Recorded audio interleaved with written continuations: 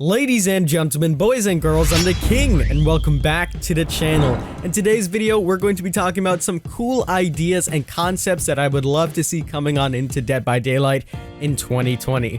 2019 is almost over, less than a week away, which is going to wrap up this year and this decade, and it has been a hell of a ride for Dead by Daylight. This year has been absolutely amazing, and we've seen things that we would never expect to come on into the game, so I have high hopes and aspirations for 2020. I made a tweet similar to this very early on in the year about things that I would love to see coming on into Dead by Daylight. Here is the tweet right now, and that's pretty much what we're going to focus on in this video. These are some of the coolest ideas that I've read among the community, and we know Dead by Daylight knows about these things because we had a survey specifically talking about a lot of these things. So with that being said, let's jump on into this video of things that I would love to see coming on into Dead by Daylight in 2020. Number one on the list is crossplay and cross progression. I know a lot of people are against crossplay as they don't want the really good PC players to face all of the console players. However, I made a video speaking about this a little bit more in depth. I think they can get it to work if they optimize frame rate to make sure it's a consistent 60 FPS on console, allow keyboard and mouse and keyboard gameplay on consoles, as well as finding the right balance for every single character to work due to controller limitations and everything like that. If those things can be nailed on the head, I think crossplay can work successfully. We spoke about this in our podcast as well. You guys are free to check that out. But I think crossplay can be done if executed correctly. Now with crossplay, obviously you're going to need cross progression. It's one of the biggest issues right now, and it's one of the things that stops me from playing on PS4 or Xbox, and I know a lot of people want me to play on console as there's more console players than PC players currently. So a lot of people want me to do that, but I don't want to go back and buy the game again, re-level up my characters, get everything again. So cross progression, having one behavior account that cloud saves all of your data would be absolutely amazing. Moving on down the list is Steam Workshop access. Now this specifically doesn't have to be Steam, and let me elaborate on what I mean by this. Think about a game like Fallout 4 that allows you to put mods on into the game, except these mods would be specifically cosmetics. Not in the way which you can design your own characters or anything like that, specifically your HUD overlay with your perks and everything like that. As you know, a lot of people love to change their perks, and the only drawback that I have from this, and I will never do until it is addressed, is that there is an off chance that you will get banned by EAC, which is easy anti-cheat.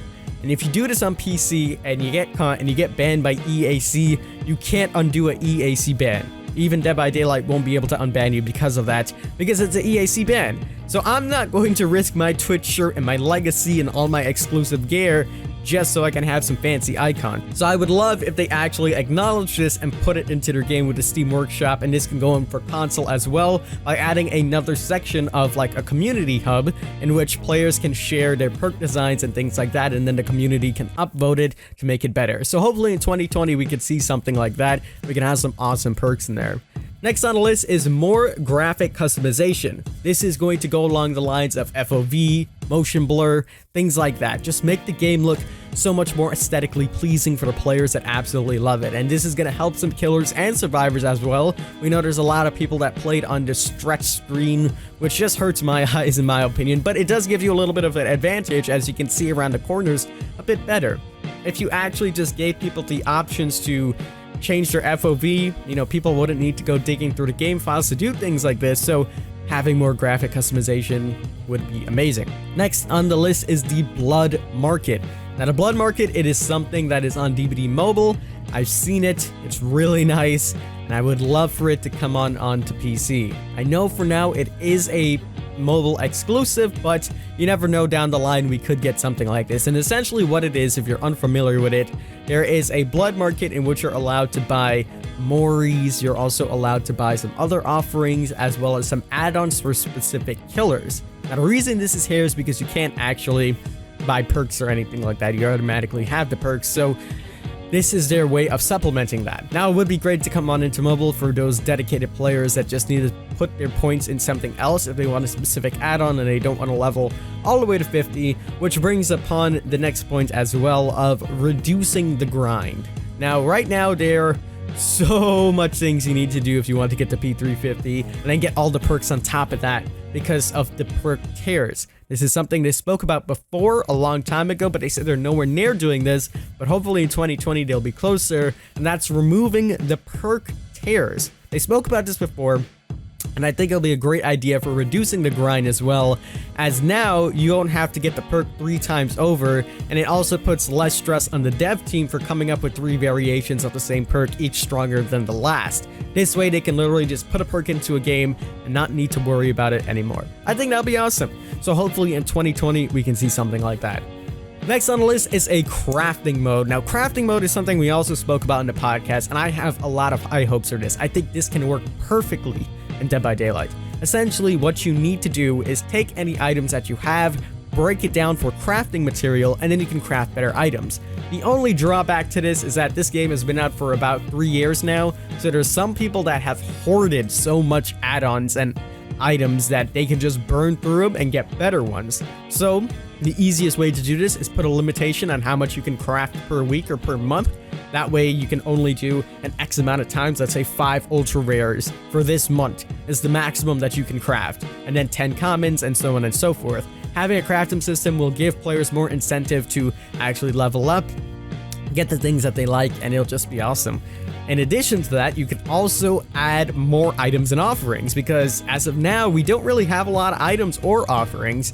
The items that we have are what? The toolbox, medkit, party starters, flashlights, and maybe a few more. And that's pretty much it. We haven't seen any brand new item come on into the game for a very, very long time. So hopefully we can see maybe a couple of new items coming on into the game to shake up the meta, change things around. It'd be awesome. In addition to that, offerings as well, because we only have points and map offerings. That's it. There's nothing else that really helps us there. So maybe an offering to do something else. We have the unique ones, which get rid of some hooks and increase luck, but those 2 factors don't really mean anything now that hooks spawn so closely and luck really means nothing. So maybe, I don't know, reduce 1 pallet on a map or increase 1 pallet on a map. Obviously, this is just me talking off the top of my head, and there will be major repercussions with adding more pallets or removing pallets, but just something that they can, mess around with. Next on the list is a ranking overhaul. As of now, I'm sure we all can admit that ranking isn't in the best state. I see many players that are at the red ranks that really, truly don't belong at the red ranks. And the same can be said for some of the killers. And then I see some green ranks and some purple ranks that play better than I've seen anyone ever play before. So ranking is very wonky, and that's partially because of the emblem system and the difficulty of the emblems. They spoke about this in the past. We also spoke about this very in depth on our podcast. A ranking overhaul would be very beneficial to the game. In addition to that, rank rewards would be good as well. Adding that, given the incentive to do that, Monto spoke about this in our podcast specifically, in which you would have a rank shop, which means depending on what rank you hit this season, you'll be able to buy a cosmetic or a charm, or even free auric cells.